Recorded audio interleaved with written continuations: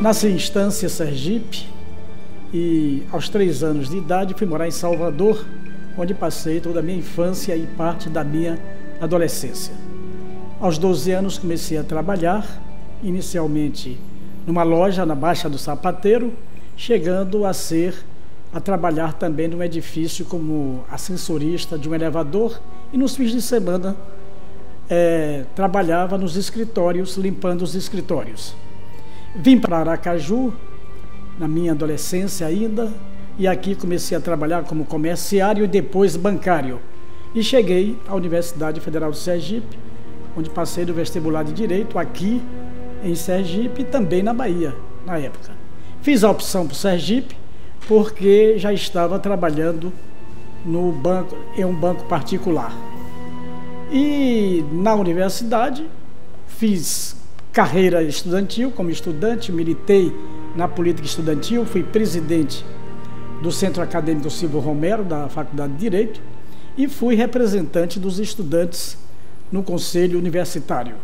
Nesse período recebi vários processos da universidade, queriam me colocar para fora da universidade pelo decreto 477, né, ao lado de vários colegas que também foram processados nessa época, por uma coisa muito simples.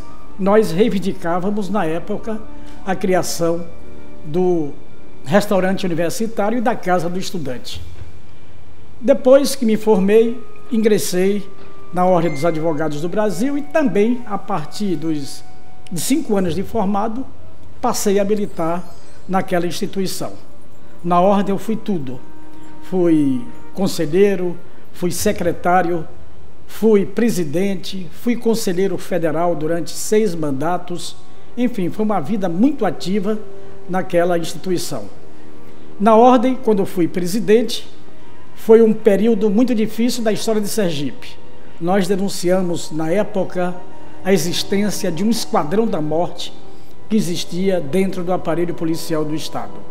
E mostramos que esse esquadrão realmente existia quando mais de 129 menores, crianças, foram assassinadas num período de 2 anos, entre 1988 a 1990. Depois da Ordem, fomos para a Universidade Federal do Sergipe, onde fomos seu procurador e procurador-geral durante algum tempo. E lá também enfrentamos vários problemas, porque foi na época da ditadura militar, né, e na época da redemocratização.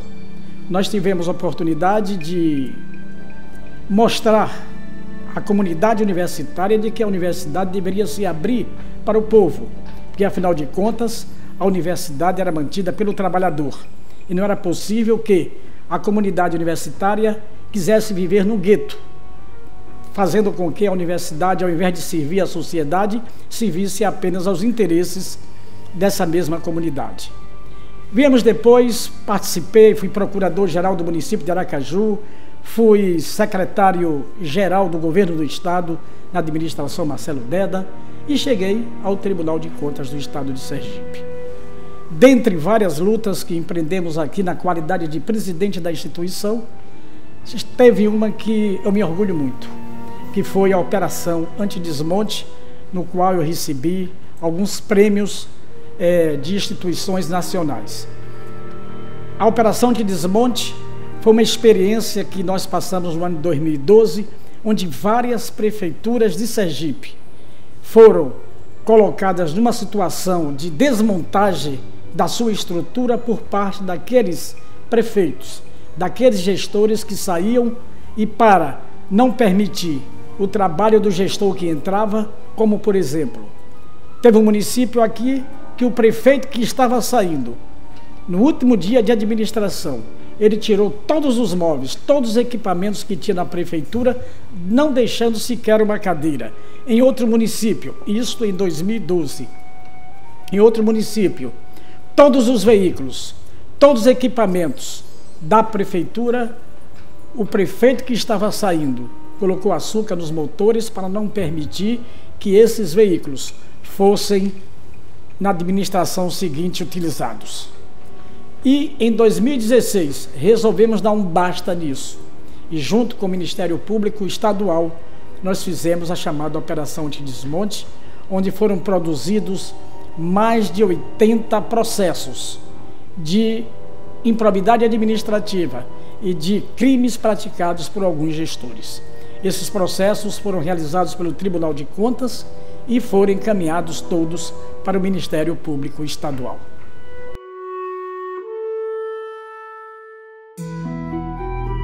Bom, tomamos uma série de medidas no sentido de fazer com que os custos diminuíssem do tribunal.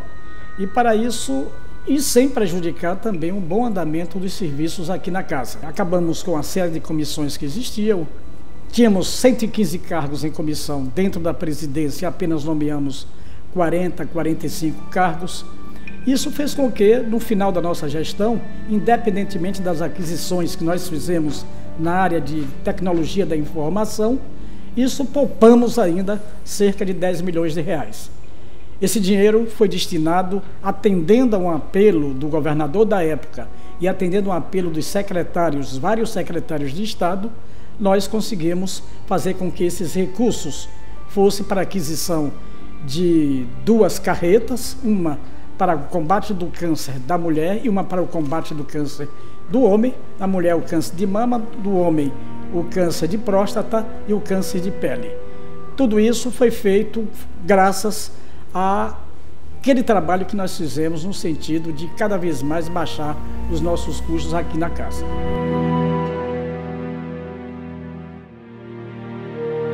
Outro grande trabalho realizado na nossa gestão foi a transparência.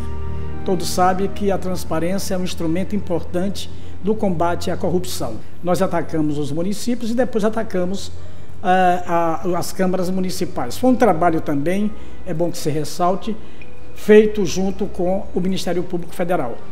E hoje nós estamos vendo aí com os municípios, com as câmaras municipais, com os órgãos públicos, com os seus portais de transparência, prestando um relevante serviço, não somente aos órgãos de controle, como também à própria sociedade.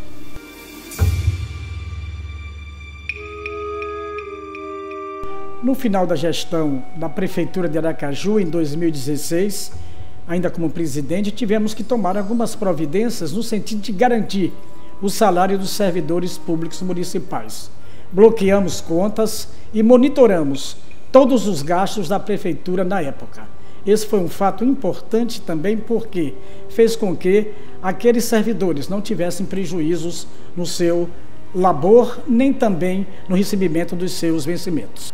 Conseguimos também, junto aos municípios, aqueles municípios que não pagavam em dia os salários dos professores e depois dos servidores, e proibimos, através de uma resolução que foi aprovada pela Casa, impedir que se realizassem festas quando o município estivessem com salários dos seus servidores atrasados.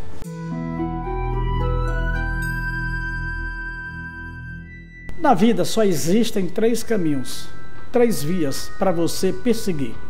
A primeira é você aderir ao sistema. Tudo bem, você vai ter as benesses desse mesmo sistema. A segunda via é a via da neutralidade, não se meter em nada, fazer de conta que não está acontecendo nada.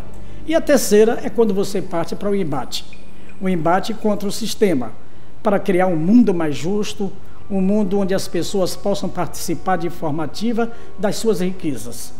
E nós escolhemos essa terceira via.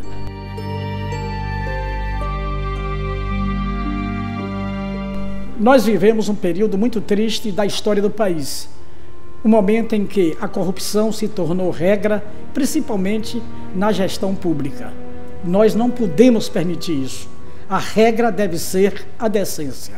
É por isso que sempre eu fiz parte daqueles que combatem o sistema corruptor, porque ele só causa males à sociedade.